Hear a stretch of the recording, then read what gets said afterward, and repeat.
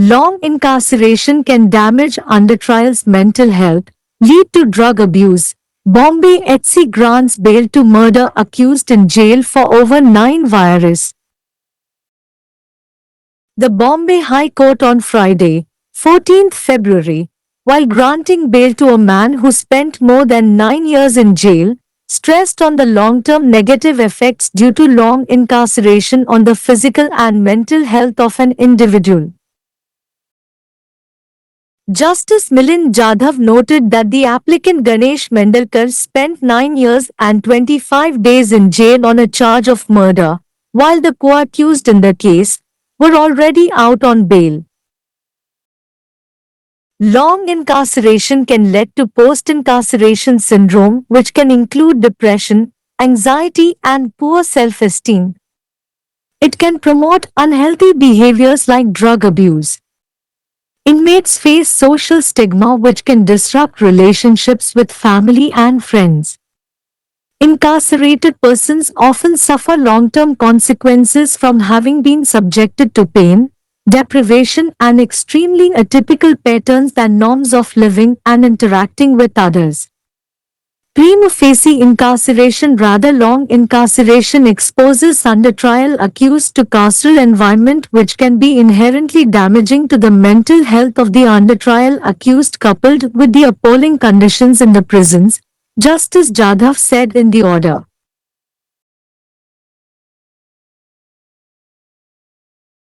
Researchers have even theorized that incarceration can lead to post-incarceration syndrome, a syndrome similar to PTSD, the court said. Therefore, the court granted bail to Mendelkar on a surety of 50,000 rupees.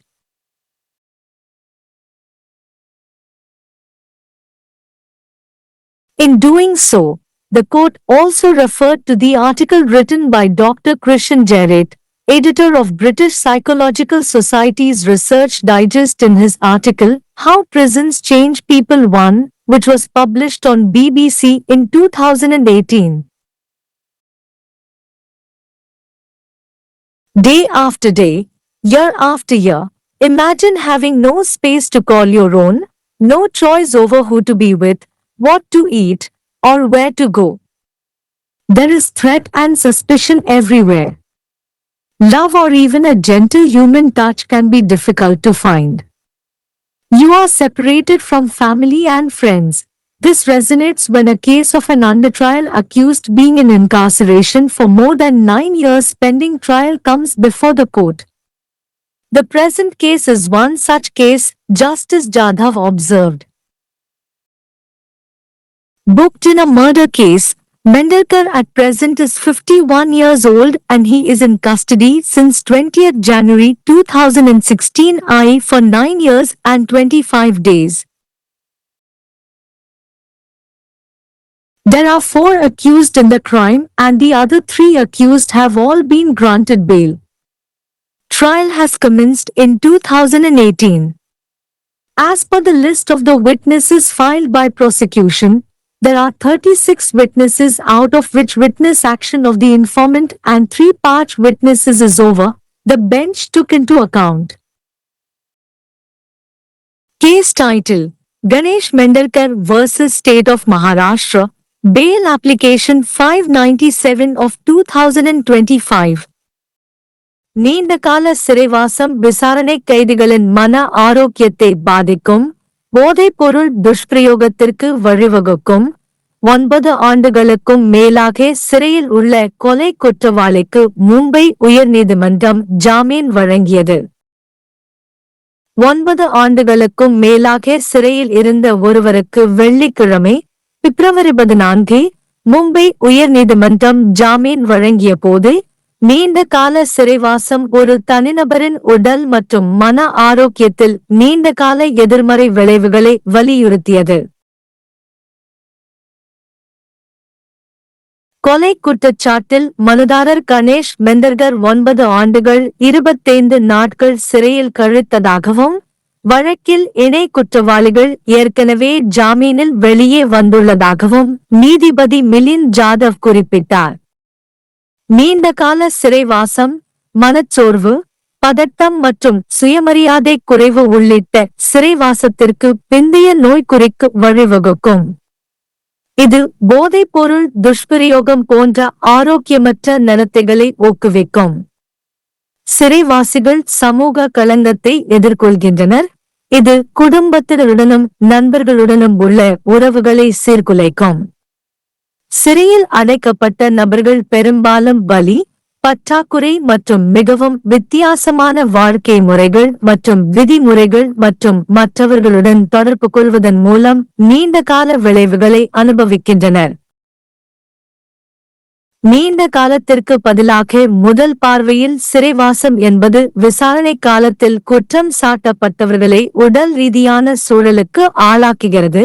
இது விசாரணை காலத்தில் குற்றம் சாட்டப்பட்டவர்களின் மன ஆரோக்கியத்திற்கு இயல்பாகவே தீங்கு விளைவிக்கும். சிறைகளில் உள்ள பயங்கரமான நிலைமைகளுடன் சேர்ந்து என்று நீதிபதி ஜாதவ் உத்தரவில் கூறினார். சிறைவாசம் PTSD போன்ற ஒரு நோய்க்குறியான சிறைவாசத்திற்கு பிந்தைய நோய்க்குறிக்கு வழிவகுக்கும் என்று ஆராய்ச்சியாளர்கள் கூட கருதுகின்றனர் என்று நீதிமன்றம் கூறியது. எனவே நீதிமன்றம் மெண்டர்கருக்கு 50,000 ரூபாய் பிணையில் ஜாமீன் வழங்கியது. இதன் மூலம் 2018ஆம் ஆண்டு பிபிசியில் வெளியிடப்பட்ட How Prisons Change People 1 என்ற தனது கட்டுரையில் பிரிட்டிஷ் சைக்காலஜிக்கல் சொசைட்டியின் ரிசர்ச் டைஜஸ்டின் ஆசிரியர் டாக்டர் கிறிஸ்டியன் ஜாரெட் எழுதிய கட்டுரையையும் நீதிமன்றம் குறிப்பிட்டது. நாளுக்கு நாள், ஆண்டுதோறும் உங்கள் சொந்தம் என்று அழைக்க இடமில்லை. யாருடன் இருக்க வேண்டும், என்ன சாப்பிட வேண்டும், எங்கு செல்ல வேண்டும் என்பதில் எந்த தேர்வும் இல்லை என்று கற்பனை செய்து பாருங்கள். எல்லா இடங்களிலும் அச்சுறுத்தலும் சந்தேகமும் உள்ளது. அன்பு அல்லது மென்மையான மனித தொடுதலை கண்டுபிடிப்பது கூட கடினமாக இருக்கலாம். நீங்கள் குடும்பத்தினரிடமிருந்தும் நண்பர்களிடமிருந்தும் பிரிக்கப்பட்டிருக்கிறீர்கள். விசாரணையின் கீழ் குற்றம் சாட்டப்பட்ட ஒருவர் 9 ஆண்டுகளுக்கும் மேலாக விசாரணை நிலுவையில் உள்ள ஒரு வழக்கு நீதிமன்றத்தின் முன் வரும்போது இது எதிரொலிக்கிறது. தற்போதைய வழக்கு அத்தகைய ஒரு வழக்கு என்று நீதிபதி ஜாதவ் குறிப்பிட்டார். கொலை வழக்கில் பதிவு செய்யப்பட்ட மெண்டர்கருக்கு தற்போது 51 வயது. அவர் ஜனவரி 20, 2016 முதல், அதாவது 9 ஆண்டுகள் 25 நாட்கள் காவலில் உள்ளார். குற்றத்தில் 4 பேர் குற்றம் சாட்டப்பட்டுள்ளனர், மற்ற 3 பேர் ஜாமீன் பெற்றுள்ளனர். விசாரணை 2018இல் தொடங்கியது. அரசு தரப்பு தாக்கல் செய்த சாட்சிகளின் பட்டியலின்படி 36 சாட்சிகள் உள்ளனர். அவர்களில் தகவல் அளித்தவரின் சாட்சி நடவடிக்கை மற்றும் 3 பான் சாட்சிகள் முடிந்துவிட்டன என்று பெஞ்ச் கணக்கில் எடுத்துக்கொண்டது. வழக்கு தலைப்பு: கணேஷ் மெண்டர்கர் வர்சஸ் மகாராஷ்டிரா மாநிலம். ஜாமீன் விண்ணப்பம் 597 இன் கீழ் 2025। लंबे समय तक जेल में रहने से विचाराधीन कैदी का मानसिक स्वास्थ्य खराब हो सकता है, जिससे वह नशीली दवाओं का सेवन करने लग सकता है। बॉम्बे हाई कोर्ट ने 9 साल से अधिक समय से जेल में बंद हत्या के आरोपी को जमानत दी। शुक्रवार 14 फरवरी को बॉम्बे हाई कोर्ट ने 9 साल से अधिक समय जेल में बिताने वाले एक व्यक्ति को जमानत देते हुए व्यक्ति के शारीरिक और मानसिक स्वास्थ्य पर लंबे समय तक कैद रहने के कारण पड़ने वाले नकारात्मक प्रभावों पर जोर दिया। न्यायमूर्ति मिलिंद जाधव ने कहा कि आवेदक गणेश मेंडारकर ने हत्या के आरोप में 9 साल और 25 दिन जेल में बिताए, जबकि मामले में सहारोपी पहले से ही जमानत पर बाहर थे। न्यायमूर्ति जाधव ने आदेश में कहा, लंबे समय तक कारावास के कारण कारावास के बाद का सिंड्रोम हो सकता है, जिसमें अवसाद, चिंता और आत्मसम्मान में कमी शामिल हो सकती है। यह नशीली दवाओं के दुरुपयोग जैसे अस्वास्थ्यकर व्यवहार को बढ़ावा दे सकता है।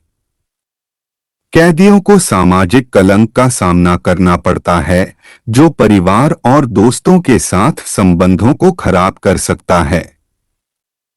कैद किए गए व्यक्ति अक्सर दर्द, अभाव और दूसरों के साथ रहने और बातचीत करने के बेहद असामान्य पैटर्न और मानदंडों के अधीन होने के कारण दीर्घकालिक परिणाम भुगतते हैं। प्रथम दृष्टया कारावास के बजाय लंबे समय तक कारावास के कारण विचाराधीन अभियुक्तों को कारावास के माहौल में रखा जाता है, जो जेलों में भयावह स्थितियों के साथ साथ विचाराधीन अभियुक्तों के मानसिक स्वास्थ्य के लिए स्वाभाविक रूप से हानिकारक हो सकता है। अदालत ने कहा कि शोधकर्ताओं ने यह भी सिद्धांत दिया है कि कारावास के कारण कारावास के बाद का सिंड्रोम हो सकता है, जो PTSD जैसा एक सिंड्रोम है। इसलिए अदालत ने 50,000 रुपए के मुचलके पर मेंडारकर को जमानत दे दी। ऐसा करते हुए न्यायालय ने ब्रिटिश साइकोलॉजिकल सोसाइटी के रिसर्च डाइजेस्ट के संपादक डॉक्टर क्रिस्टियन जेरेट द्वारा लिखे गए लेख कैसे जेल लोगों को बदलते हैं एक का भी हवाला दिया, जो 2018 में BBC पर प्रकाशित हुआ था। दिन ब दिन, साल दर साल, कल्पना करें कि आपके पास अपना कोई घर नहीं है। किसके साथ रहना है, क्या खाना है या कहाँ जाना है, इस बारे में कोई विकल्प नहीं है। हर जगह खतरा और संदेह है। प्यार या यहाँ तक कि एक कोमल मानवीय स्पर्श भी मिलना मुश्किल हो सकता है। आप परिवार और दोस्तों से अलग हो जाते हैं। यह तब और भी ज्यादा महसूस होता है जब न्यायालय के सामने एक विचाराधीन अभियुक्त का मामला आता है, जो 9 साल से ज्यादा समय से लंबित मुकदमे के लिए जेल में है। वर्तमान मामला ऐसा ही एक मामला है, न्यायमूर्ति जाधव ने कहा। हत्या के मामले में आरोपी मेंडारकर वर्तमान में 51 वर्ष का है और वह 20 जनवरी 2016 से यानी 9 साल और 25 दिनों से हिरासत में है। पीठ ने कहा, इस अपराध में 4 आरोपी हैं और बाकी 3 आरोपियों को जमानत मिल चुकी है। मुकदमा 2018 में शुरू हुआ है। अभियोजन पक्ष द्वारा दायर गवाहों की सूची के अनुसार 36 गवाह हैं, जिनमें से मुखबिर और 3 पंच गवाहों की गवाही पूरी हो चुकी है। केस का शीर्षक गणेश मेंडारकर बनाम महाराष्ट्र राज्य, जमानत आवेदन 597/2025।